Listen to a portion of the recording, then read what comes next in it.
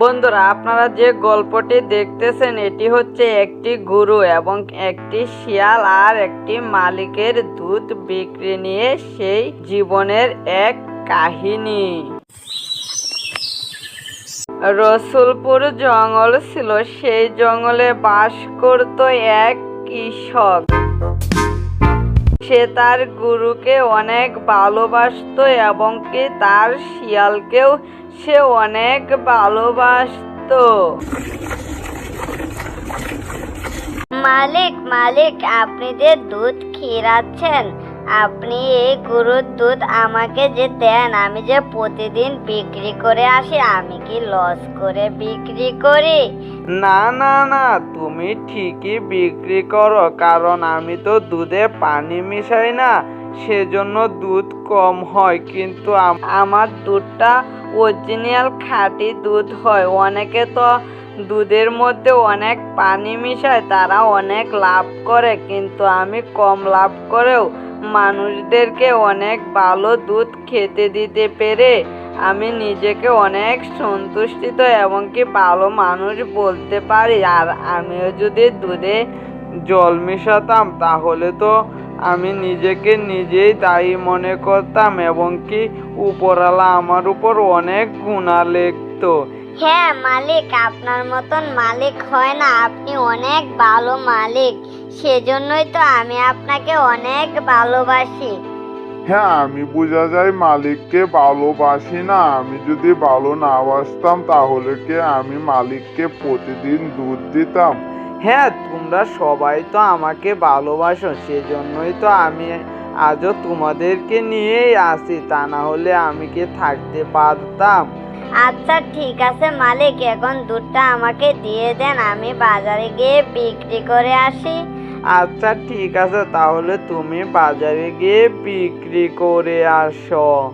তখন সেখান থেকে শিয়ালটা দুধ নিয়ে চলে গেল। তখন শিয়ালটা মনে মনে বলতেছে, হে, আমি যে প্রতিদিন মালিকের কাছ থেকে দুধ এনে বিক্রি করে যে টাকা নিয়ে যায়, সে টাকা দিয়ে গরুকেও যেমন খাবার দেয়, আমাকেও তেমনই খাবার দেয়। এখন যদি আমি এই দুধের মধ্যে কিছুটা জল মিশাই, তারপর জল মিশিয়ে বাজারে বিক্রি করি, তাহলে তো আমার অনেক টাকা লাভ হবে এবং কি মালিককে প্রতিদিন যে টাকা দেয় সে টাকাই দেব এবং কি বাকি টাকা আমার কাছে রেখে দেব, আমি সে টাকা দিয়ে খাবার খাবো, এটাও তো ভালো হয়।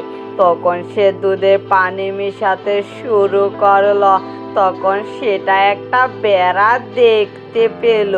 হাই, এই শিয়ালিটা কি করতেছে? দুধে জল মেশাচ্ছে, এটাকে ঠিক করতেছে, মানুষদেরকে খাঁটি দুধ খাওয়াবে সেটা না করে সে দুধে পানি মিশাচ্ছে, এটা কিভাবে সম্ভব? না, আমি এটা যে আমি ওই শিয়ালের মালিককে গিয়ে বলবোই নাকি? আর যদি বলে তাহলে শিয়াল যদি আমার উপর আক্রমণ করে তাহলে তো আমার জীবনটাকে বাঁচাতে পারবো না। না, এটা বলবো না, কিন্তু যখন আমি সুযোগ পাবো তখনই আমি বলে দেব। এটা বলে সে আবার ঘাস খেতে শুরু করলো। ওইদিকে আবার শিয়ালটা সে হাটে গিয়ে দুধ বিক্রি করতে শুরু করলো। ও শিয়াল, আজ দেখা যাচ্ছে তো তোমার এখানে অনেক দুধ, বুঝতে পারতেছি না, প্রতিদিন কম দুধ নিয়ে আসো, আবার আজ অনেক দুধ কিভাবে নিয়ে আসলে? হ্যাঁ, আমি দুধ প্রতিদিন কম নিয়ে আসি কথাটা ঠিকই, কিন্তু আজ আমার মালিকের দুধ বেশি করে দুধ খিরিয়েছে, সেজন্য অনেকটা হয়েছে এবং কি সেটা বাজারে নিয়ে এসেছে। আর মালিক প্রতিদিন এখান থেকে দুধ খায়, কিন্তু আজ আমার মালিকের শরীরটা তেমন ভালো না, সেজন্য আর দুধ খায়নি, সে দুধটাও দিয়ে দিয়েছে। ও আচ্ছা, তোমার দুধ তো ভালো হয়, সেজন্য আমি সবার কাছ থেকে দুধ নেই না, তোমার কাছ থেকেই দুধ নেই, তাহলে আমাকে 2 লিটার দুধ দিয়ে দাও।